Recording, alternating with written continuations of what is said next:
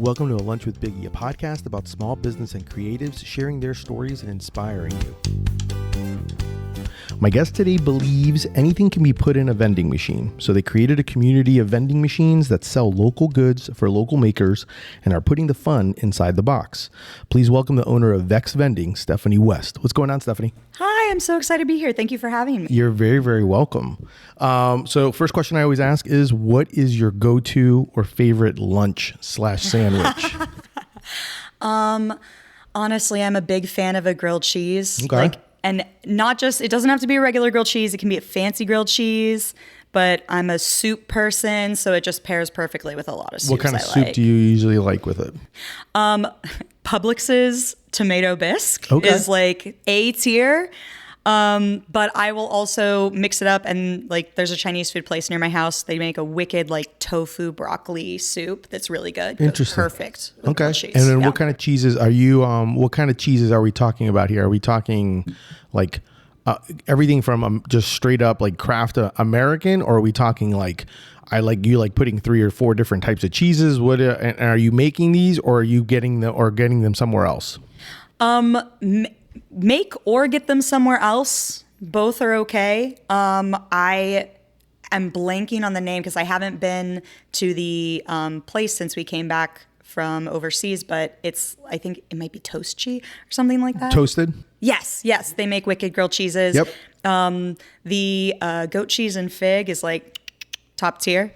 And at home, it's always a mix. Camembert, Colby Jack, like gotta mix the melty with the firm so that way you still get that nice pull away. Yeah. You know? Yeah. I like how you definitely have some thought into it. You can definitely tell. It's not like, oh, I just find whatever. Like in my house, it's like whatever cheese we have.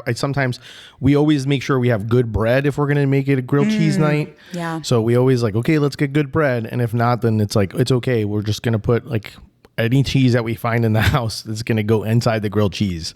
So I totally get that.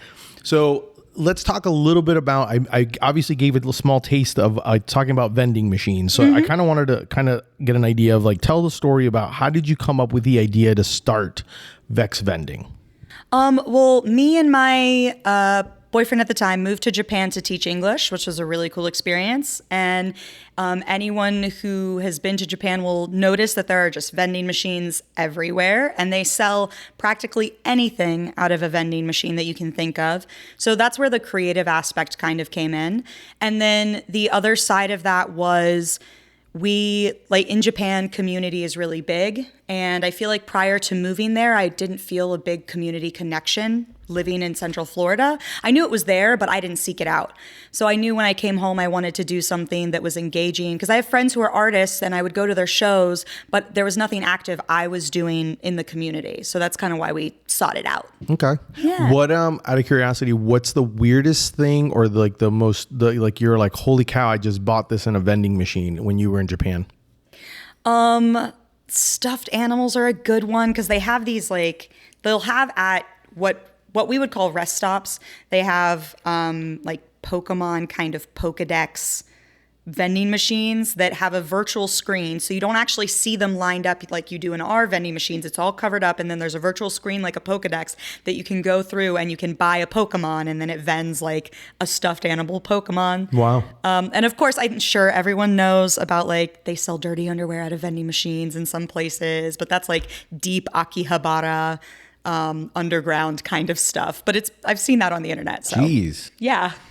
When you say, so I just need clarification. Sorry, I don't know if that's appropriate. Clarification. When you say dirty underwear, are you talking about like dirty, like worn underwear? Or are we talking about like dirty, provocative, worn. Okay. Mm-hmm. Not the exotic type, or maybe it is exotic. Well, but that's a different podcast for other people. Yes. So sorry, it's all good. Sorry. No, that's perfectly fine.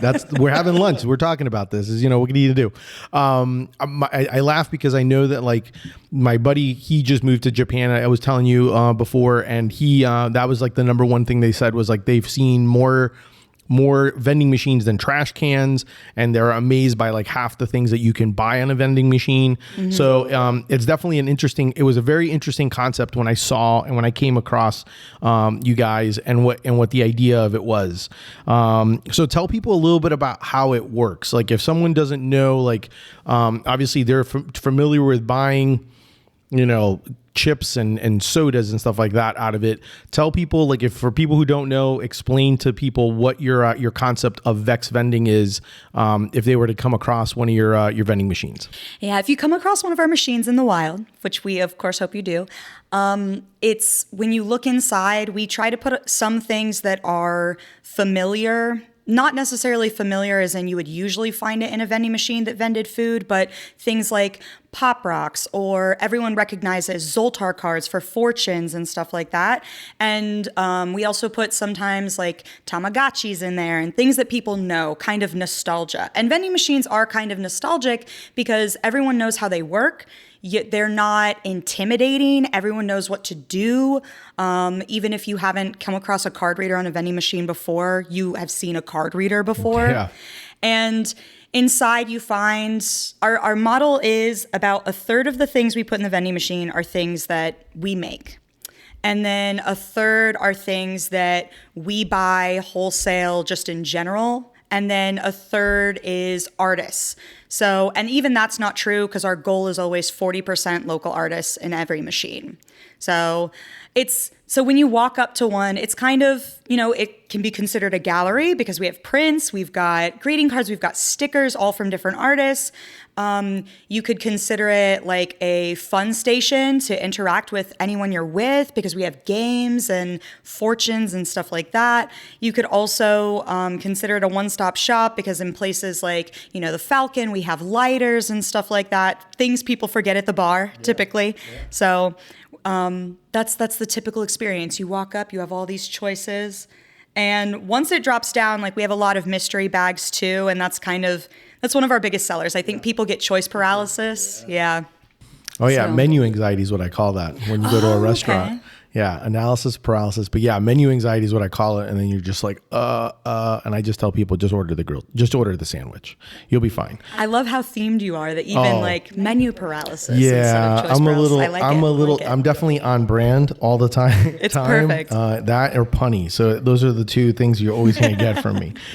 So I do love how, and I'm kind of curious about this just because of how the business concept works. Like, because I love how it's free for the business from what I've seen.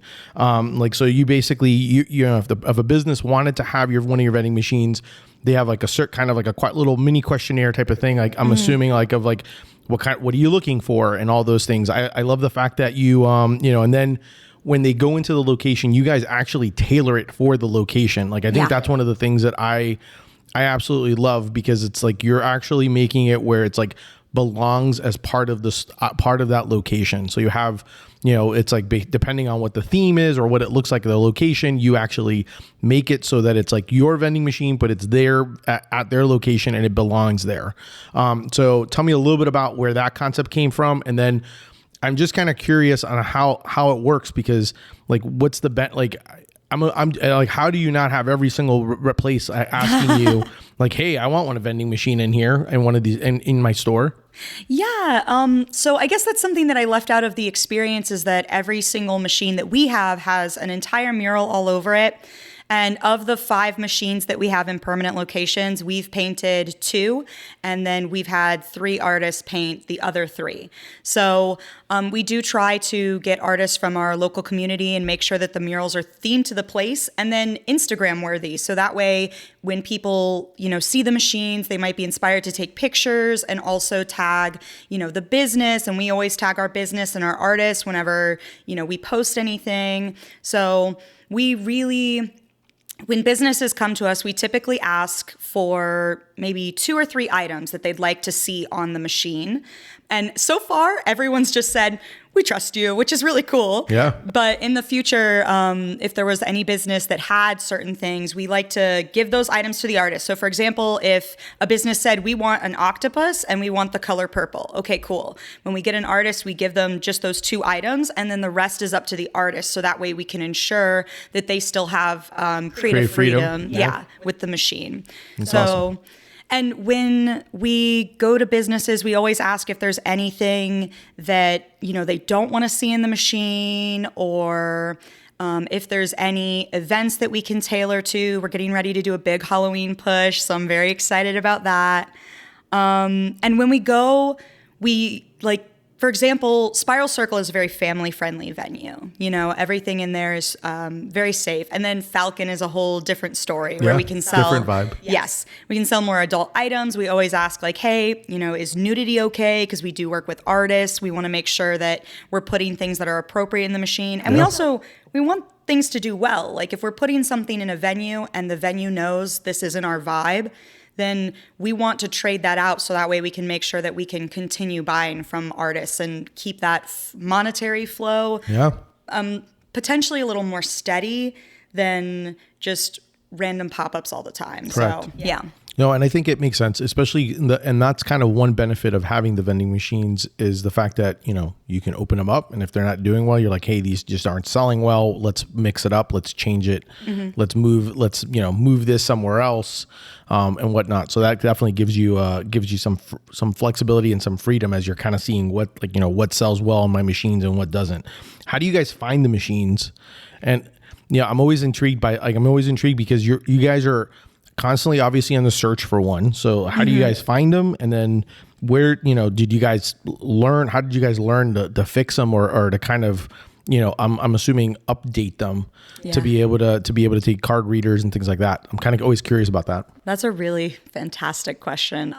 Actually, when we were coming home from Japan, I was like, I really want to do this. Like, I'm really committed to this idea. And we decided, because it was COVID, so we originally had planned to kind of do a world trip doing work away so we could stay places for free and trade our labor. Yep. And that completely changed with COVID. So I was like, okay, well, I want to do something on the way home since we're so far. So instead of flying straight to Florida, let's go to California and we'll do a little road trip. So in the middle of our road trip, I was like, I really want to do this. I'm really committed to this. And I started looking up on Craigslist, where I could get vending machines. That was kind of the start. And then as I was looking up, I lucked out and I found a gentleman who had just purchased a Storage Wars. He just purchased a storage unit and it had about 5 vending machines inside of it.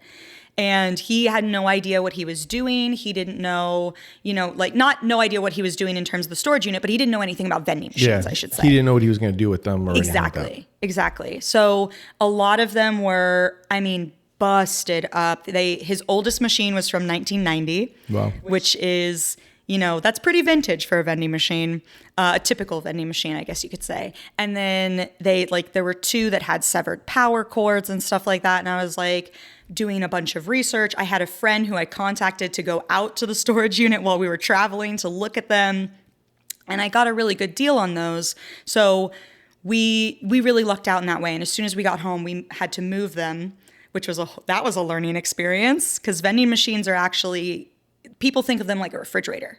If you carry a vending machine, I've had people say, why don't you use those shoulder strap things that go under it? Yeah. And you can't really do that because a fridge is typically between 200 and 400 pounds. The smallest vending machine you can get is not a very standard size. The smallest standard size vending machine, you're looking at 600 pounds. Wow. And it can go all the way up to 1,200. So it's not as simple as moving a fridge. I've done that before a lot of times. So we got, to start, we got, a lot of friends who were very kind to us to help us move these vending machines. Yeah. We got a U-Haul, we moved it all the way out. And the process of learning how to fix them has been, we are super lucky because I immediately found, once I decided I wanted to do this and was researching, I immediately found a community of creative vendors in different states who were doing a similar local thing. They had a Facebook group, and the wealth of knowledge there is just so intense. Any question I had, I was putting on the group. Everyone there is really responsive. So I was getting a lot of answers to questions, and we found a company called N1 Technology, and they're one of the only companies that does motherboards to update old vending machines. And they make it really easy. They send you the motherboard, they send you all the connections, and they give you instructions, which is awesome. Because a lot of vending machines are not equipped to handle a card reader. Yep. So that was our first vending machine. We installed the coin mech and the bill validator. And our vending machines are a little different because we don't have items as, not all our items are as low as $2. Correct. We have items, our most expensive item is about $25, and that's that would be a local artist mystery bag because it's full of original works from local people. So you can't put any bill validator on the vending machine because it has to take 20s. And even then, if someone spends a 20 on a $5 item, all of that comes back in change. And if the machine runs out of change, it just will stop taking bills because it knows it can't give change. Correct. So there's a lot of problems involved in terms of cash handling. And we learned that our beta test was actually at a petrified forest in Altamont Springs. And we're very lucky that we know the owners. They're super awesome. And we put our first ever machine out there. It was painted by Megan Bites on Instagram. And she put these amazing, cool alligators. It's the one that's at Spiral Circle now with rainbows. So it was spooky, but it was also cute. And we put it out there with just the coin mech and the bill validator and the new motherboard. And we couldn't sell anything over $5. So the first weekend was kind of a bust. It was literally every day me going out to the machine during the week when they weren't open and programming the machine to see if this worked or if that worked. And finally we came to the conclusion that it's with cash handling for us, it just wasn't going to work. We had to do credit card only. And once we got that hooked up and once we got that figured out, we weren't having the same problems where people were like, I really wanted to buy this, but I couldn't. We used to have to stand there while they were open with keys during beta testing to open it up and sell manually for people who had cash because we otherwise we wouldn't have made money because we had a ton of items. And obviously that's not the intention of the the intention of the business. Right. It's to be it's supposed to be hey, make money while I'm not there. Right. Type of thing. So that's a huge learning experience. And then I guess once you figured that out, you're then, I guess we're going cashless and we're going plastic card the rest of the way. Yes. And then just have to kind of figure out how to do the install for all that then. Yeah. So the motherboard install, we pretty much had down pat. We had done, by the time that we decided that we were going to go all cashless, we had done 2 of them already. And we felt very confident about it. And then for the cash handler or the card handler, that's an easy, it's plug and play. What and so are you guys now just constantly now on the lookout every time? Are you guys on Facebook Marketplace, and Craigslist and all that stuff looking for vending machines? Yeah. And then where are you keeping all these machines? Do you have a storage thing? You guys are we have I'm assuming you're either using that or grabbing parts from others. Because obviously as you grow your fleet of vending machines, I'm assuming that's kind of how it works. And sometimes they're not all the same. So in that aspect, right? Right. So we actually, all of our vending machines are sourced secondhand, because if you think about it, this is the other nice thing is that I get to put a lot of my, and I don't want to say morals, but my, things I believe in into practice here, like community, supporting artists, and also recycling. All of our vending machines come secondhand. New vending machines right now are just so prohibitively expensive. You really have to buy a fleet of new vending machines. You have to have a pretty significant amount of cash. And that's just not where we want our money to go. We want our money to go into the wholesaling of artists and stuff like that. Yeah. So we put the elbow grease in, and a lot of our time is spent making sure these machines don't have rust, making sure these machines, are quote unquote floor ready, I guess. Mm-hmm. And our oldest machine is from 1990, and we had to do so much work. That's actually in DeLand. And we want to make sure that it's going to last where it is.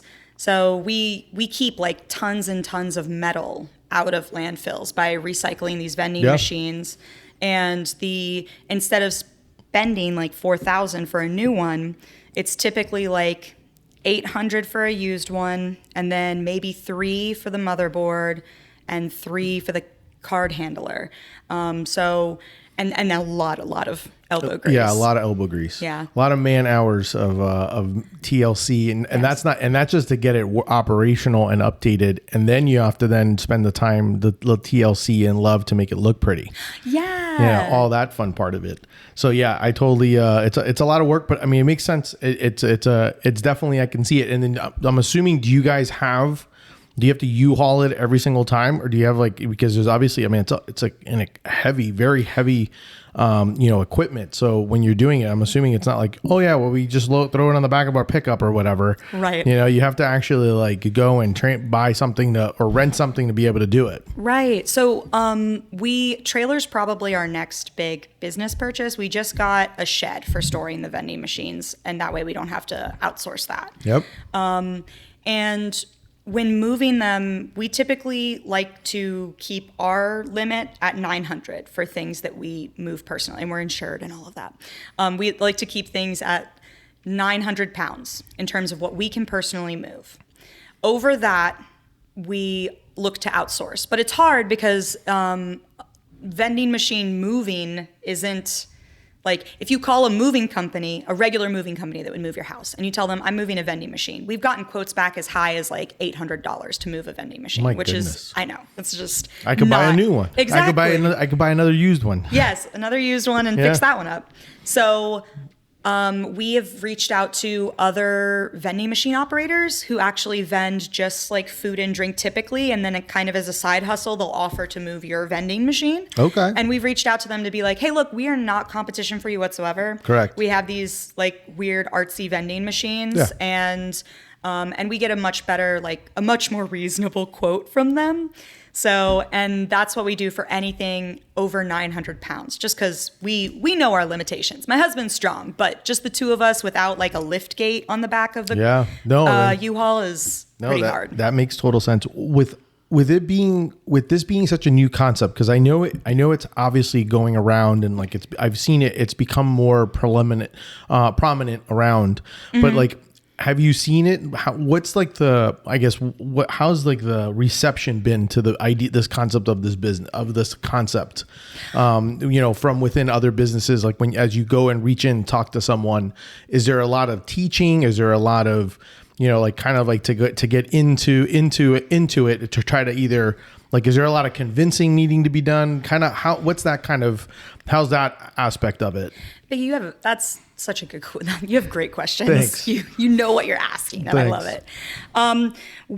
When we go into businesses, it's either one of two things. It's either a lot of convincing, because typically we want to speak to the owner eventually, right? And managers are usually there to kind of be the wall, because owners get asked questions all the time. Can we do this here? Can we do that here? So it's you have to convince a few layers of people to let you get that far, to actually speak with the official decision maker in terms of moving equipment into the building. So we find ourselves having to do some convincing, and people tend to be confused. We've had a lot of businesses that are like, oh, so we get to put stuff in the vending machine? And that's hard because we can't pay their tax and then get that back later. We can't put necessarily their branded products into the vending machine easily, but we can put things that they want to be in the vending machine in there. So explaining, so we get a lot of so you're an artist and you put art in the machine. And I'm like, yes, but we support other artists as well. Correct. And breaking down all the pieces. And I think, we do pay our venues. Typically some people are happy to have us there. They're like, no, just be here and send that money back to artists, which is always nice. But we understand that we are taking up space, so we pay rent. It's usually about 10%. And we explain to them, they're like, how much do we have to pay you? And I'm like, you don't have to pay us. We give you money, actually. That's amazing. Yeah. So it's difficult to get them to believe me that there's not a catch, that if they don't want the machine there, we will move it, that if, that we're actually not asking for any money or anything. We're just asking for, usually it's like, I mean, I don't know. Yeah, like the 10 space, square feet. Yeah, I don't know. maybe less than that. Yeah, Yes. it's pretty. I mean, it's the size of a vending machine, the size of a fridge is kind of how it would be. So, and that kind of triggered me. Like when you do that, is there like a contract involved, or is it like one of those where they can be like, I want to, hey, let's try it out for 6 months, or like, how do you guys do, type of thing like that? Is it one of those where you go, hey, we'll do this for 3 months and see how it is? Or is it a year thing? How does that go? Not that I want to know all the nitty gritty, but I'm always kind of curious on something like that. Cause like, since it's free to them, I mean, why wouldn't they want to have it? But at the same time, I'm always kind of curious of like, what's, hopefully that everyone goes, hey, I just want to keep this. This is great, type of thing. But is there a certain timeline that they need to have it for? So we only have one venue that has a contract, and the venue requested that. So, and it is like a long-term contract for both parties, but typically we don't do any kind of contract because we want our venues to have the freedom to, if they're like, we're renovating our space, we need this to move for now, or anything like that, which we haven't encountered anyone wanting the vending machine out of the space yet. Which is, we don't want that. No, we don't want that.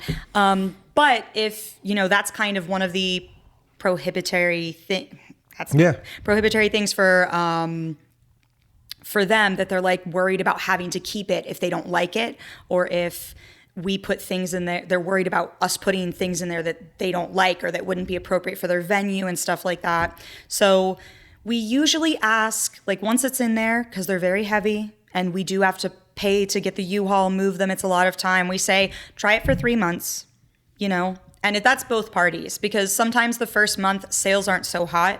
Typically you want sales to be about, it's new. Yeah, exactly. So we're like, that's for you and that's for us.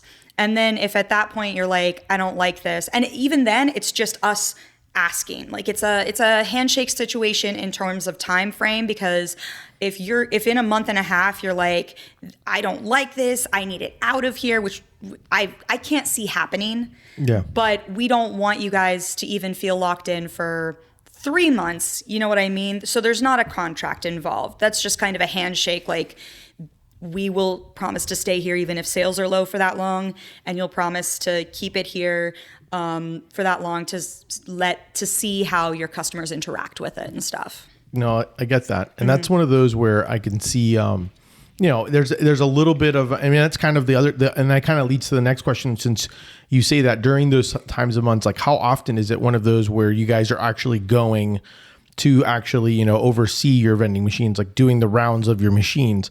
Is it like a weekly thing? Is it every 2 weeks, a month? How often are you usually going by and looking at them? We try to go every single week.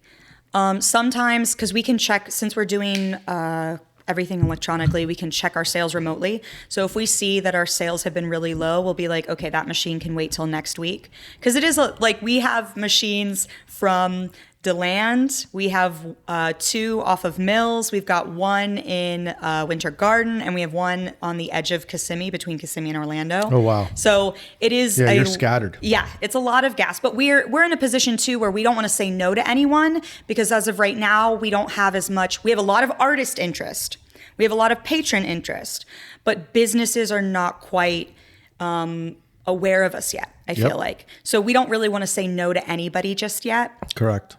So, for example, Winter Garden is really far for us. The Kissimmee one is really far for us. So we'll check those sales before we head out.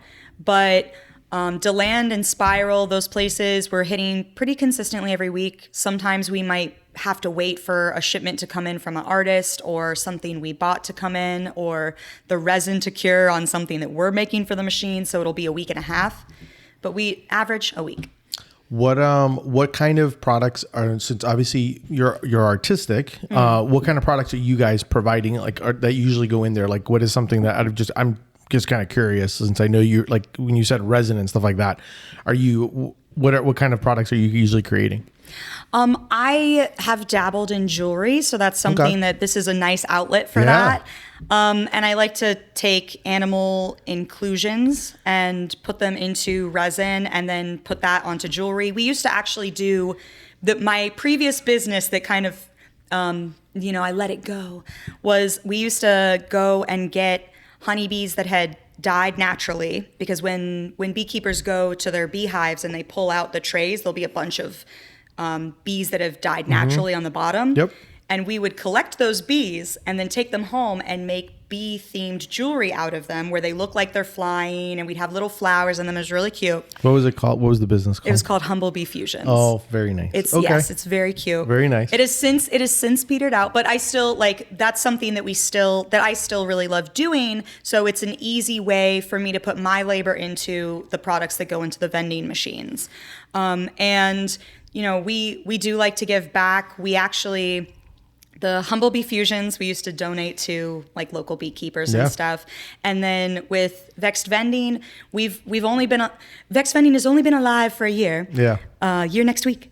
But we took part in a Twitch stream where they were raising money for Elevated Access, which I don't know if anyone's familiar, but it's a nonprofit where they get local pilots in states where people don't have access to the healthcare they need, and they will fly them to other states. Oh, wow. Yeah.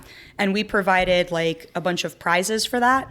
So, we try to be philanthropic where we can. Obviously, we're still growing right now, but I really look forward to when we're stable enough that we can make consistent donations to those kind of things and local places. We have our eyes on a few local philanthropic endeavors once we're more settled and have all the big equipment we need. Yeah. Yeah. No, I think that's phenomenal. And I love the fact that you're kind of still using, you're kind of like, well, I still can create stuff and still add it to my own new business. So it's kind of like, and I think that's kind of that's so great. I'm always kind of curious. So, obviously this is a great idea, very creative. I'm always kind of curious on what would you say has been, or like items or skills you would say would have it be inside of your businesses, like I guess inside Wheelhouse? your business. Yeah. Inside your business vending machine. For other people to purchase out of my vending machine, or like tips I would give Just to tips another business owner? Yeah, exactly. Okay. I would say, I was trying to be cute. Yeah, no, I love it. People are definitely the number one thing. I feel like I meet such amazing people, and I know that's so cliche, but honestly, in One Technology, I'm on a first name basis with their technical guy there, and they only have one technical guy there. He's amazing. His name is Arnie. He's fantastic. And I have spoken with him about like things going on in his family, and I always take the time to speak to him. I love him, and he will literally, put me on wait lists, and he calls me personally to let me know things are in, and it's so awesome. I love In One Technology. Everyone there is fantastic. But having someone on the inside of the pieces that you're not versed in, and knowing what you're not versed in, so that way you can ask the people you need to ask. I could sit here all day and think that I'm G.I. Jane and I can move a 1,200-pound vending machine if I have the right amount of help. But it's dangerous. Like, knowing your stopping point in terms of those big things and knowing who to reach out to. I know that I can put a motherboard in no problem, and I could probably change the extension cords that I get where machines have severed extension cords. But that's something that I'm like, I want that done really right. So you outsource it, knowing what to ask outside people for help on. Yeah. I would say that's a really, really big one. And in terms of like my personal toolkit, I don't think there's an aspect of this business that doesn't relate to things I've done in the past. Like I used to be a lifeguard at Disney World, so explaining things in customer service is a big thing. At a petrified, that's why I know the owner so well, but at a petrified forest, I used to be the creative director of costuming and makeup. And so all of, every brush stroke I've ever done and like face painting and all that transitions into the art on the machine. So using things that you already know well to move forward is a huge part of any new business. So yeah, and I would also say then also is being open and wanting to learn, because obviously you guys went into an industry that you have no concept of. You just said, hey, I really like this idea, I want to bring it in the vending machines, and then had to find the community for it. Yes. And two, then be able to kind of create and go outside and learn how to do certain things that you never learned how to do. So, I mean, sometimes you kind of have to get uncomfortable with yourself sometimes when you're trying to, especially if you have a vision on what it is. And I'm pretty sure there's some level of adaptability in the sense of like having to pivot on some things. Maybe when you originally started, you guys had a certain concept that you wanted and maybe had to shift a little. I don't know if that was the case at all in any of it while you guys kind of first started. Because I know, obviously I tell people we have sometimes champagne taste with beer budgets. And sometimes you kind of have to be like, well, this is kind of like, we can get to this point, but right now let's just get here and kind of build from here. Right. I think I'm a very 5 years in the future kind of person. I'm not an immediate thinker. So I'm very proud of myself that this has come to fruition, because usually what my big picture is 5 years away and I can't think of the immediate steps to get there. So this has definitely been a learning experience in that way. I think in terms of it, I feel like we've accomplished what we want to do, where we are having local artists. Every machine is different, and there's other creative vendors in different states and stuff, and they have there's the Venderia in Oregon, and they do like all pinstriping on all their machines. And there's Lucid Vending in Tampa, and theirs is similar to us, where they do murals, but they do most of their own murals. I think they have like 12 machines in Tampa, and only 2 of them are outside artists. So ours, like kind of differentiating ourselves, would be the only way that I was thinking that it changed from my original vision. Yeah.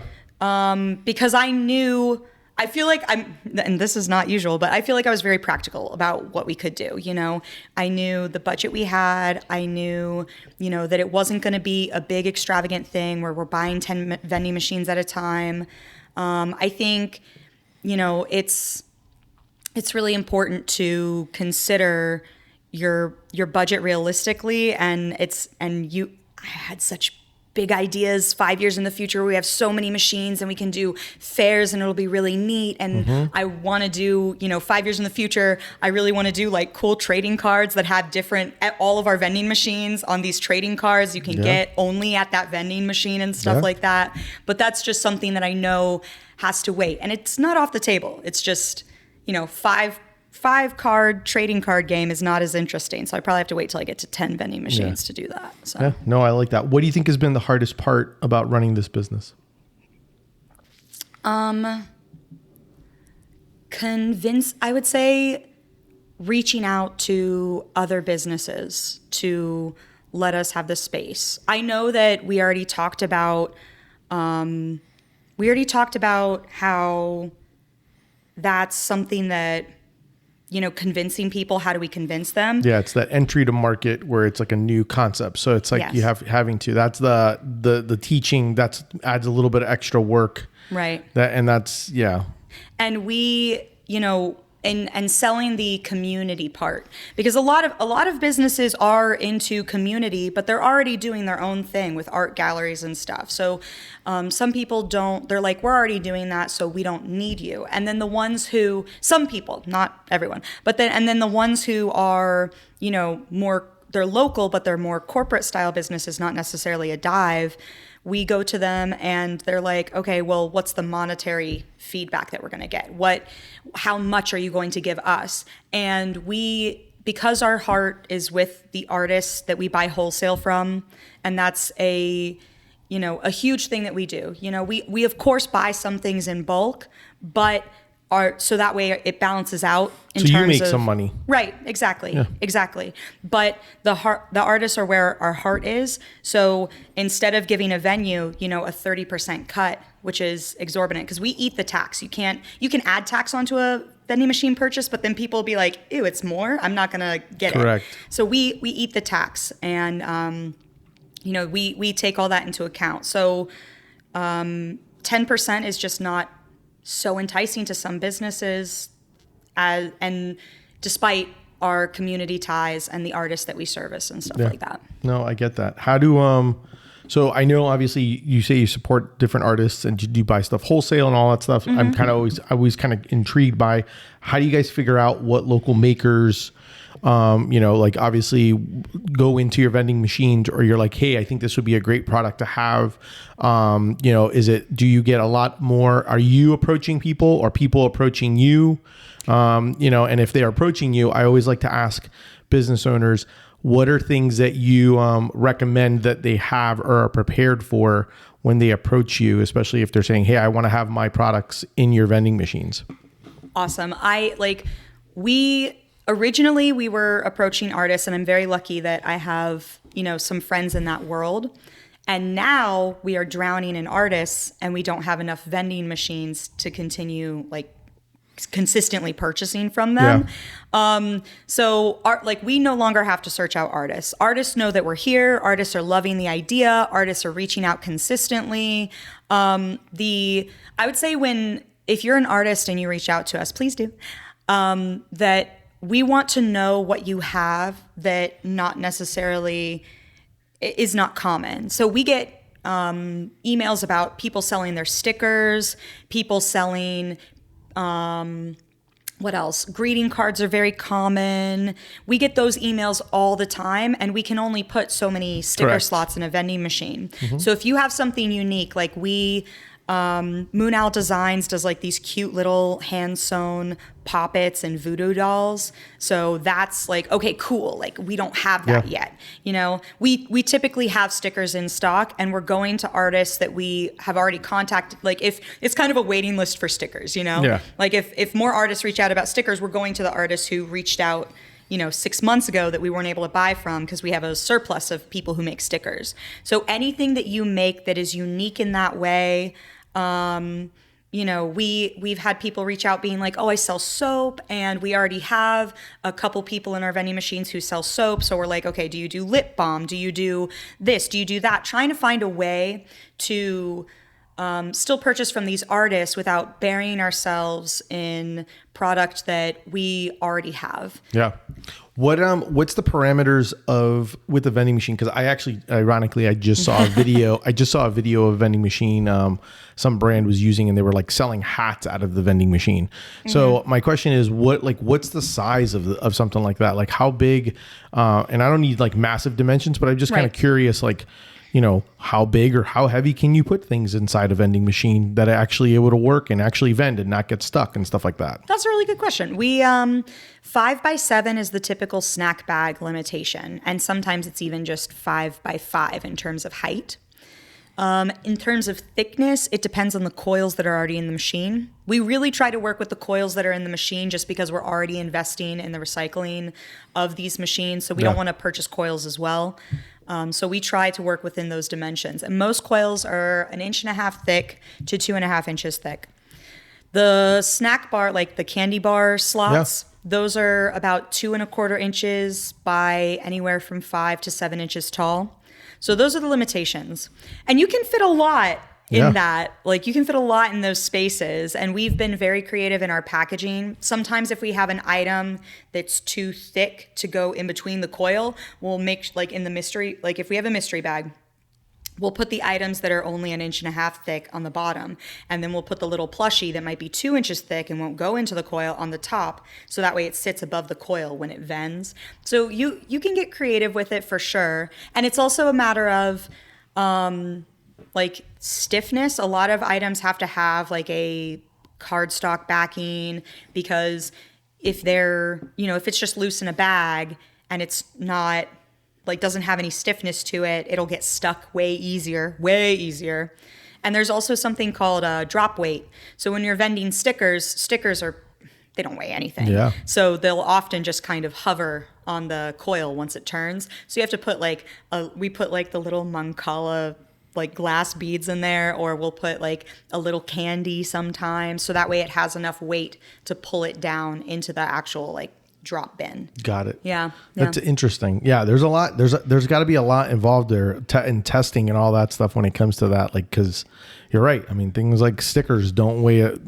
Yeah. Then you can just see them totally getting stuck. So yeah, that's always interesting. What advice would you give someone who wants to start something? Who wants to start something? Yeah, it doesn't anything. I like to keep it general just because of the fact that my intention for my podcast is to, one, inspire people, but also some people just want to start a hobby, or some people just want to start, who knows what they want to start. And I just figure the generic, keep it general. Let's see what we get. I don't know if I am I don't know if I'm the best person to ask this because I have so many dropped hobbies and stuff. I think it's So wait, so let's use that question then. okay. What makes you drop the hobby? Time limitation. Okay. I feel like right in corporate America now, there's this need to monetize anything that you're doing with your spare time. Anything that you're doing with your spare time. So, and I am that type of person where I am a hustler, and my hobbies that stick are typically hobbies that I can go on the weekends and sell my jewelry, or I'm working in a community where other people depend on me. That's the answer to the question. Okay. If I were doing the vending machine business and I were only putting my own stuff in there, or I were only buying things and putting them in there, no one else would quote unquote depend on me. Not that they do, but you know what I mean? I'm not benefiting anyone. So if I stop, it doesn't hurt anyone. Correct. Kind of thing. So I think that's where the vending machine model has really stuck, because I know that there are artists that are hitting me up going, do you need another shipment? Have you heard of this business? And they want, other artists wanting this to succeed is a huge part of my success. Yeah. Honestly, huge. So I think that would be the difference. Like when I'm over here trying to learn ukulele, if I stop learning ukulele, it doesn't affect anybody. Yeah. Right. So I like that. And I think what one of the things that's interesting about your concept is that it's almost like you're a mini store. Mm-hmm. So it's kind of like, you're kind of like, it makes sense. Like you're a little mini store and you're putting different things in each store, and, you're building that small business community, where everyone kind of can see everything. So that makes total sense. Where can people follow you? Where can people, kind of get more information about Vexed Vending machines, especially if they want to add one to their location or anything like that? Tell people how they can find all that. We're at vexedvending.com, and we're also Vexed Vending on Instagram. We do have a Facebook, but Instagram is where we're most active in terms of posting content. And there is a contact form on the website, but if you want to email us directly, it's info@vexedvending.com. And even if you're an artist and you're interested, absolutely reach out. Right now, we are in the process of just trying to get more vending machines and more businesses so we have more space for more artists. So that's where, if anyone's interested in helping this thing grow, that's where you can help out the most, is tagging businesses that you really love that are local, tagging, if you know someone who works at or manages a business, tagging them and letting them know. Because if I go and reach out, it's so much harder to get a meeting than if someone else tags and the business is interested. Word of mouth is priceless. Yes, it absolutely is. So that's the best way that you can help us grow, so that way we can house more artists. Because I get like 2 to 3 inquiries a day. That's what, 15, 20 inquiries a week about would this work in your vending machine? And I'm like, it would, but we just don't have the space. We'll just keep you on a list. Why, out of curiosity, why Vexed Vending? Wow. Yes. Okay. So because I looked up the word and I was like, okay. I'm like, I got to ask this question. We were on our way home. We were considering what we could do for the vending machine thing. And my original idea was goma suri vending, which goma is the Japanese word for sesame seeds, and suri means to grind them, is what it means together, goma suri. And when we were living in Japan, our kind of foster family that adopted us while we were over there, they would invite us over for Thanksgiving because they knew it was a big American holiday. They were so sweet and amazing. And my best friend, it was her family. So her dad and I used to speak horrible, he had terrible English. I had terrible Japanese at the time. And one of the idioms, because Japanese doesn't have a lot of idioms, but one of the idioms they do have is called gomasuri, which means you're grinding my sesame seeds, it's like brown nosing, kind of. And I loved that phrase, and I would use it all the time, and it would make her dad laugh, and I thought it would be really cool to have a vending machine named that. And then we saw other vending machines that kind of had Japanesey vibes already. So I was like, okay, I like the idea of VV. And at the time I was like, we could stack 2 V's and that could be our logo, and it'd be really simple but very recognizable. And so we were going around with all of these words, and I'm trying to think now of what some of the other options were, but I can't remember because it is Vexed Vending now. But Vexed, we were thinking like it's mysterious. It makes you curious. You want to know more. You want to investigate. So that's why we picked that word. And I had a lot of friends, like feedback from friends as I was like, this one or this one. And everyone's like, I mean, I don't want to be confused when I go up to a vending machine. And I'm like, no, it's more than that. It's mysterious and funky, and it draws you in, and it's vexing. And and it stuck. Yeah. It stuck. I like it. Yeah. I like it. Stephanie, thank you so much for coming on. I really appreciate you having lunch with me. That's our show for today. Thank you so much to Stephanie West from Vexed Vending for being on and having lunch with me. Definitely make sure to check them out online. If you go to one of their locations where they're at, definitely take a picture with it. You know me, I love when people tag and take selfies with it. And definitely, I think that if you do check it out, check out their Instagram, Vexed Vending.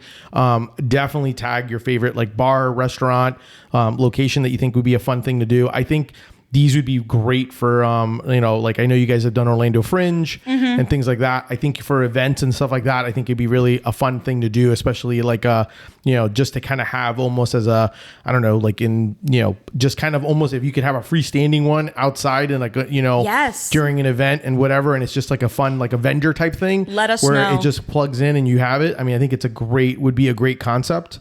But yeah, definitely check them out. If you enjoyed the show, make sure to subscribe. If you want to support me, check out my brand, Deli Fresh Threads. Do some shopping. Obviously, tell your friends. Thank you. Until next time, keep eating sandwiches and follow your passion. Thanks, everyone. Thank you.